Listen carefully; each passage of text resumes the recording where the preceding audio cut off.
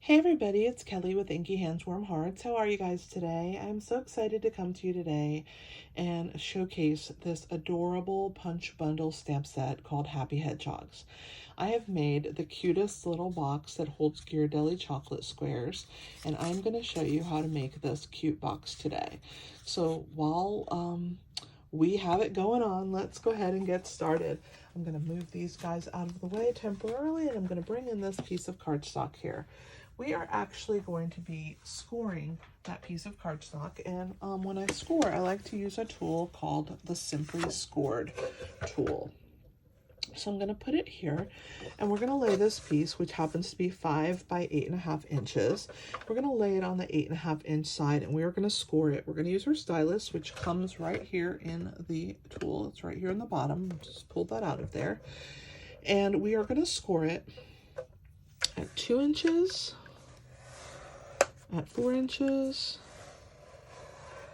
at 6 inches, and at 8 inches. So 2, 4, 6, and 8. I like to give it a second pass through. Then I'm going to turn it to the short side, and I'm going to score it at 2 inches all the way to the bottom. The short side is 5 inches and 3 inches. So 2 and 3 are scored on this 5-inch length piece right here. It's 5 inches. All right, we're going to score it in 2 more places. So we're going to score this first panel that's closest to this piece here, and then we're going to skip one and we're going to do this side. So we're going to do it at the 1-inch mark, and so this one gets skipped, but I'm just going to use it to kind of follow along without pressing. So I want to make sure that I can get into this board here, and we'll find our little 1-inch mark, and we will score that just on that one. We're going to skip this one, and then we're going to do the 1-inch right here. All right, so that gives us 2 additional marks at the 1-inch. I'm going to show you the whole piece. So there it is. Those are all our score marks. So we did at 2, at 4, at 6, at 8. Then we turned it, and we did at 2 and at 3. And then we also did every other. The one closest to this short mark, we did at 1 inch across here. We skipped, and then we did this one at 1 inch across here. All right, so let's go ahead and make our box. I'm gonna move my board out of the way, and then we'll get started with the cutting process. I'll show you how that works. All right, so I like to use a thick bladed scissor, and these 2 long pieces on either side of this short piece, we do not need. So I am gonna, well, before I start cutting anything, let's just do what we really need to be doing, which is burnishing on all of our marks. It just helps to break down the fibers of the cardstock and make it more pliable so that we can bend it. I'm going to go in this direction, and then I'm going to go in the opposite direction.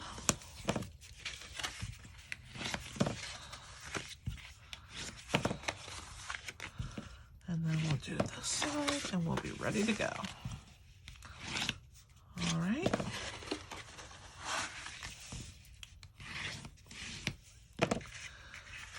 Now we're ready. We have all our lovely score marks on here. So now I'm going to trim out these pieces here, and I'm going to get rid of them. We don't need those 2 ends right there. So that's one. And here's the other one. And I like to use a thick bladed scissor because it helps cut really nicely along that thick score mark that we've made into our piece. Now, these pieces here, we're going to cut straight up. The part that has the extra score mark across, that's the top of our box. But we cut it the same as we do the bottom. So we're just going to follow these score marks, and we're going to stop at that score mark that goes across.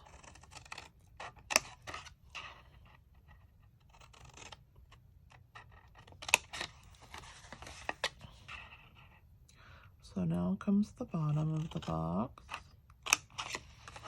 We're getting there, right? We're getting it to be pliable for us. Do what we want it to do. All right, so this is what we have left. We have this cute little box that we will put together like so.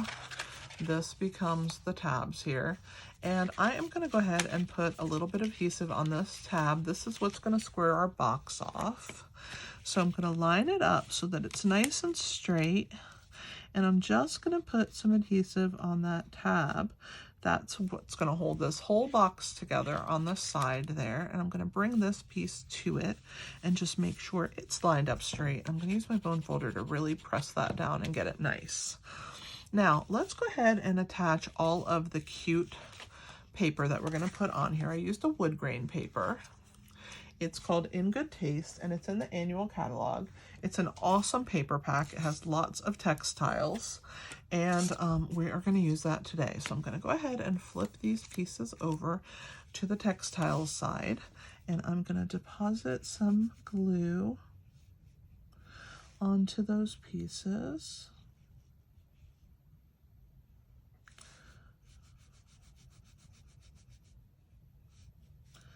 And then I'm going to use my tweezer so that I don't get all this glue on my fingers. And I'm going to pick up each piece. And these go along these smaller sections. So I'm going to go ahead and attach them, leaving a border all the way around. And then we'll flip and do the other side. And then we are going to punch the tops, and I'll show you that in a minute. Let's get all these little pieces attached. We're going to be using the fancy tag topper punch. That is the punch that I have used to decorate this top section of the box, this part here. So we're going to be using that as soon as I get these to grab on. All right. So let's go ahead and talk about that. So the piece that has these score marks are the parts that we are going to actually punch. And so I want to move these out of the way and only punch these pieces. So I'm going to open my punch here, and I'm going to slide this whole little section into the punch. And you can see it fits its way in there. And from the back side, we're going to give it a little punch, and it punches that decorative edge. Now I'm going to lift this other one, bring this one down because we don't want to punch it. We only want to punch the one piece. And we're going to do the same thing. We're going to slide this into our punch, and we're going to bring it in. So just the two pieces that have that little extra score mark that we made are the parts that are getting punched. You can see right there is that one, and here's that one. So you just fold them on themselves, and so now those have that extra little score mark on them. Let's get rid of all of this excess and get the punch out of the way so that we can actually start putting our box together. All right, so we're gonna start by gluing the bottom of the box first. And so what we wanna do is we wanna start by putting these pieces in. We'll start with this one here, which is gonna help give us a nice squared box. We're going to use our wet adhesive, and I'm going to deposit that, especially, whoops, put my fingers in there, especially along the edges, because we really want it to adhere, and we're going to run a little bit down the middle. And I'm going to go ahead and bring one of the sides in to meet it. So there is that one. Now we're going to go ahead and put adhesive on this piece. We're going to do the same thing. We're going to bring this one down to meet it. All right, and then the last piece, we're going to do the same thing. We're going to put adhesive down here. And we are going to bring this around like so. And we're going to bring the final flap to meet. That's what really helps to square our box, to have that nice, solid foundation, and then I'm going to use my bone folder in here, and I'm going to press these down and really give it a nice little pushing there. We're going to add some Ghirardelli chocolate squares. Okay, so let's go ahead and put those in one at a time. These flaps are gonna flap over the top of each other, and then these are gonna bend on those score marks. Okay, just like that. We are going to take our ribbon, which is our Bumblebee gingham ribbon, and I am going to push from the front. The loop goes in from the front, and then we're going to open that loop in the back, and we're going to take these little legs here and we're going to put them through that loop, and then we're going to pull. Give it a good little yank, really get it to grab along this little closure, and then we're going to use our scissors. I'll use my paper snips that are made for ribbon. I have a little dangle on them, that's how I know, and I'm going to go ahead and trim these two pieces of ribbon, just like that. Aren't they cute? So we'll get rid of those two frayed pieces. All right. Now comes our little hedgehog that decorates the front of our box and our words. So our box is put together. We have done a fine job of making our box. Now let's go ahead and put our little hedgehog to the test. We're going to be using our soft suede, and we're going to be using our Bumblebee ink. So I'm going to grab the Bumblebee, and I'm going to find my words here that say just a little high from me, and I'm going to stamp that right there in the center of that little piece. That's it for Bumblebee. And then this one is going to get our little hedgehog. So we'll start with him, and he is sitting down just like this on his little legs there. He's so cute. And I want to put the butterfly on his nose. So I'm going to ink her up, and I'm just going to run her little, I don't even know, her body, I guess, right to the tip of his nose. And we'll press that down, and there she is on his nose. Isn't she so cute? All right, so those were the two ink pads that we used. We're going to go ahead and clean these stamps so that I can toss them back into my basket next to me, and we can start cutting around and coloring our butterfly. All right, so we're going to use dark So Saffron, and I'm just going to add a little bit of color to my butterfly. I'm going to do these two pieces here, this small section like so, and then this section here. I'm going to leave the rest with nothing. And we're going to go ahead and fussy cut him out. So we'll start here on his little feet, go under his belly, do his little back foot here, and you just kind of wiggle your scissor around, and you just leave a little border of the crumb cake, which is the color that I used. This is just a scrap of crumb cake that I had lying around. And I'm just wiggling around because there's really no rhyme or reason, but when I get to his body, I want to leave a little border all the way around him and the butterfly here. So I will work my way around. The reason that I'm leaving a border and not cutting directly on that line is it helps to draw your eye in, and you don't see the imperfections of your cutting. So it's a great tip. So definitely when you're cutting, leave a little border around your image, and it will make you look like an expert cutter.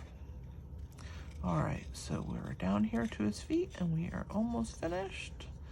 And there they are. All right, now to do the words here, I did a little banner cut, and I'm going to show you how I do that. I'm going to start here, and I'm going to go in the center. I'm going to give it a little snip. I'm going to do the same thing on the other side. Now I'm going to take from this outer point, and I'm going to attach right to that part that I snipped at. I'm going to do the same thing here, right to the part that I snipped at, and I'm just gonna pull that section away. I'm gonna do the same thing here. So I'm gonna line up from the corner to the part that I snipped, and again, and that's how you get a fairly even little banner. All right, so that is that. Let's just grab our dimensionals here. I know I have my large ones somewhere. Here they are. All right, we're gonna need a small one on our butterfly. Gonna give her 2, give her some stability. And then we're going to grab 2 for our little hedgehog. And then for the back of our banner, we're also going to use 2. The backs are coming off as I'm peeling them off of my piece. Okay, so I like to use my take your pick tool to pull the backs off. So we'll do that, and we'll put our words back here on an angle on this top section. And then we will also pull the backs off of our hedgehog and our butterfly. These guys don't want to grab on. There we go. All right. And then we're going to attach him onto the front of our box. I'm going to make sure that I make some room here for this cute little butterfly and hedgehog. And there is our box. What do you guys think? I think it's super adorable, super cute, and I think anybody would be happy to get 3 Ghirardelli chocolate squares from you, and just a nice little token of your appreciation, right? So I hope that you've enjoyed this video. I've certainly enjoyed making it for you. Thank you so much for watching. I'm kind of new to YouTube. I have a little bit under 100 videos. And I would really appreciate it if you would give me a thumbs up if you like this video. So like, comment, share, and subscribe. Ask your friends to subscribe too. And when you subscribe, you're going to get notifications of when I post new videos. At the end of this video, you'll see a picture of my face. And if you click on that, you can hit the subscribe button there. You will also get notifications by doing that. You can share my video by clicking the share button when you're watching it and sending it via text, or you can put it on Facebook. You can put it on various social media platforms, so that's always nice. Definitely check out my blog, Inky Hands Warm Hearts. That's where you go to purchase all the products that I use. It is also where you go to get more inspiration. I do blog every day, so there's lots and lots of inspiration on there for you. I've been blogging for well over a year, and so there's plenty of content there for you. I hope that you have enjoyed this video. I certainly have enjoyed bringing it to you. Thank you again for watching, and this is Kelly with Inky Hands Warm Hearts. Happy stamping!